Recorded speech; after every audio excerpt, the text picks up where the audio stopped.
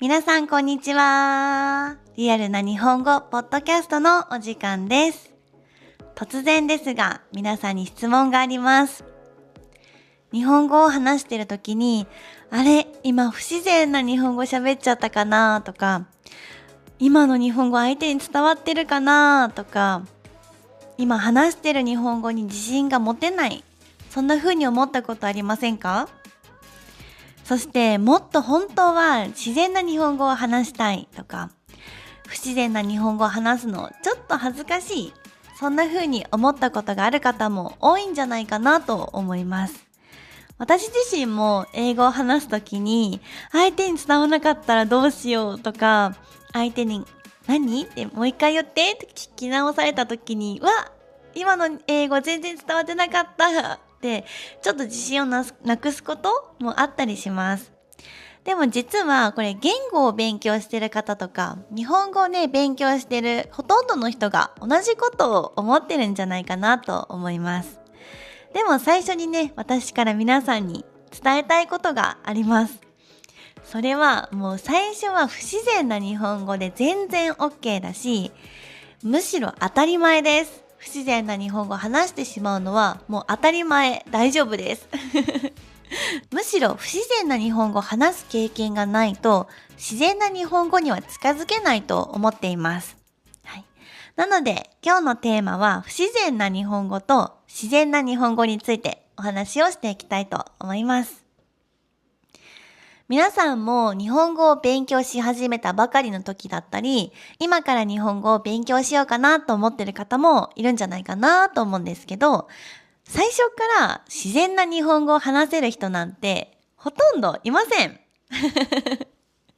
そうですよね。普通に考えてそうだと思うんですよ。なんで例えばね、最初私欲しいみたいな日本語になることありますよねでもそこから少しずつ私これ欲しいとか、私はこれが欲しいとか、私はこれが欲しいんですみたいにだんだん自然な日本語になっていきます。つまり最初のちょっと不自然な日本語、私欲しい、こういった日本語も日本語を上達する上で大事な最初のステップなんですね。だから不自然な日本語を話すことは全然悪いことじゃないです。そして恥ずかしいことでもないです。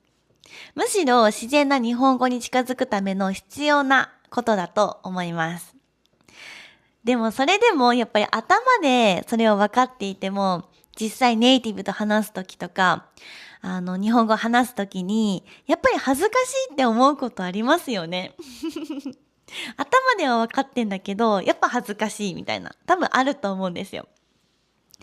例えば間違えたらどうしようとか、変な日本語って思われたら嫌だなとか。私も英語を勉強してるので、その気持ちもすっごくわかります。英語をね、話していて、今の言い方なんか変だったかもとかって思うと、やっぱりちょっと恥ずかしくなったり、自信もね、なくしちゃいます。はい。でも言語って間違いながら、話しながら少しずつ自然になっていくもの、上達していくものだと思います。なのでね、最初から完璧じゃなくて大丈夫です。大事なのは不自然でもいいからまず話すっていうことですね。そして自信を持って話すこと。これめちゃくちゃ大事です。私の生徒さんでも日本語がすぐに上達する人って、やっぱり間違いを恐れずにちゃんとアウトプットしてる人なんですよね。はい。間違えたらどうしようって頭で考えながらぐるぐるしてて、うまく日本語が出てこないっていうよりは、間違えてもいいから、まず言葉を並べてみる。言葉を話してみる。そういう生徒さんって、上達スピードがね、本当に速いんですよね。はい。なので、まずは間違っても大丈夫です。はい。日本人がね、そして不自然な日本語を聞いたときにどう思うのかなって多分皆さんも気になるかなと思うんですけど、例えば日本語をね、今勉強している人が少し不自然な日本語を話していても、日本人はね、この人日本語頑張ってるなって思うことが多いです。だから皆さんがね、思っているほど相手は気にしてないということも多いです。それよりも日本語をね、一生懸命話そうとしてくれることとか、伝えようと頑張ってくれてること、そっちの方がむしろ大事かなと思います。なので、不自然な日本語を怖がらなくて全然大丈夫です。はい、そもそもね、自然な日本語って何って感じだと思うんですけど、今日は自然な日本語に近づくための3つのポイントもね、一緒にお伝えしていきたいなと思います。一つは正しいって何っていうところと、二つ目 TPO 場所とかね、シチュエーションに合わせた話し方。三つ目は気持ちを表現する力になります。はい、まず一つ目の正しい日本語っていうところなんですけど、これは文法とか単語とか意味とか、あとは発音とかアクセントとか、そういう基本の部分になってきます。時々結構生徒さんからも、私自身もたまに思うことあるんですけど、教科書の日本語ってなんかちょっと不自然だよねって言われることもあります。それはね、もちろん一部そういうこともね、実際あるかなと思います。私が見てきた教科書でもあんまりこれ使わないしなって思うこともありました。でも、だからといって教科書がいらないというわけではないです。むしろ正しい日本語を知らないと自然な日本語、ネイティブが話すような自然な日本語にも近づくことが難しいかなと思います。なのでまずは教科書で基本の文法とか単語とかをしっかり勉強する、インプットしていく。その上で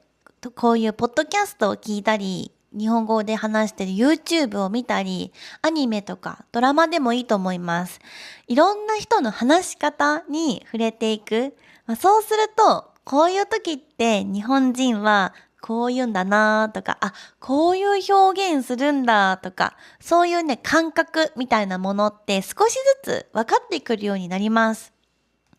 はい。で、母国語で考えてそのまま日本語に訳すってやり方をね、するかなと思うんですけども、意味は通じても若干不自然になることも多いんですね。例えば、英語から日本語にするときに直訳できない言葉も、実はたくさんあるんですね。なので、まずは、教科書とかを使って基本を学ぶこと、そしてそれからたくさん聞いて、いろんな話し方の人の、インプットをしていく。そうすることで自然な言い方は徐々に覚えてきます。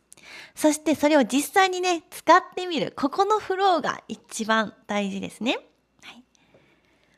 で、二つ目は TPO に合わせた話し方になります。TPO は場所だったりとか、シチュエーションに合わせた喋り方になってくるんですけど、日本語を勉強している方は気づいてるかもしれないんですけど、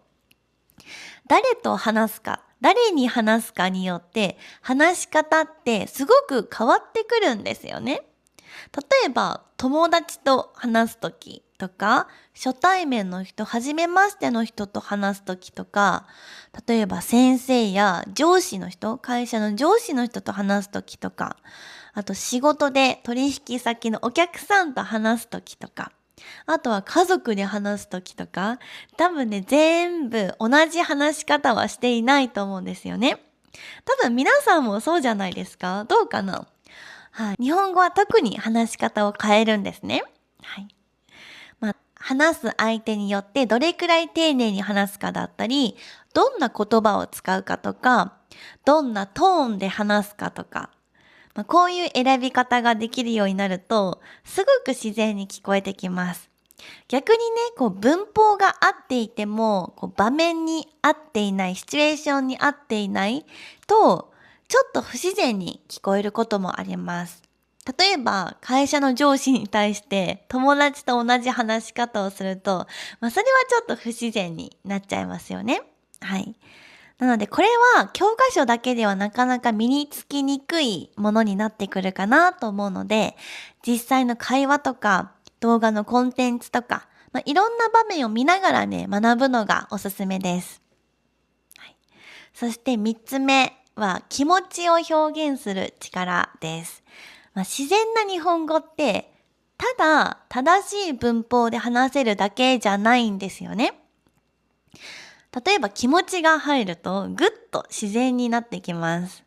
例えば、そうなんですかとかは、ちょっとびっくりした感じ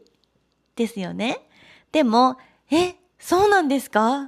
て言われると、ちょっとなんか心配してる感じとか、疑ってる感じとか、あまりいい意味じゃないように聞こえたりもします。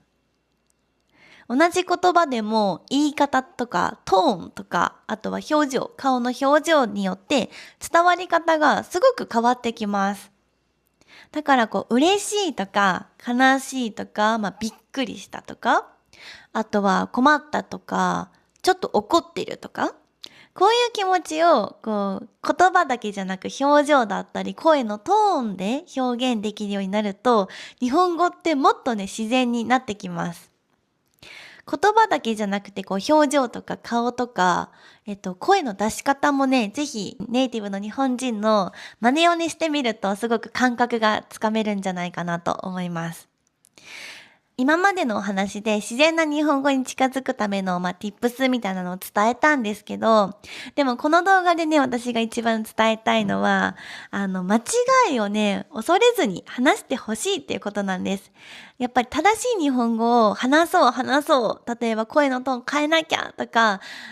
年上の人と話すからこうしなきゃとかって思っていると、やっぱり間違いを恐れてチャレンジしなくなっちゃうんですよね。一番ね、上達するというか、自然な日本語に近づくためには、まずは間違えること。これ一番大事です。そして間違いを恐れて話せなくなっちゃうっていうのが逆に言うと、一番上達から遠のいてしまいます。はい。なので今日一番伝えたいこと、最後にね、もう一度言いたいなと思います。まずは不自然な日本語でも大丈夫です。最初はそれが普通です。むしろその不自然な日本語を話すっていう経験があるからこそ、自然な日本語にちょっとずつ近づいていきます。だから分からなくても大丈夫だし、間違えても大丈夫です。ちょっと変でも大丈夫です。大切なのはインプット、ちゃんとしたらちゃんとアウトプットするということですね。そして自信を持って話してみるということがとても大切です。この一つ一つの積み重ねで自然な日本語っていうのは少しずつ身についていきます。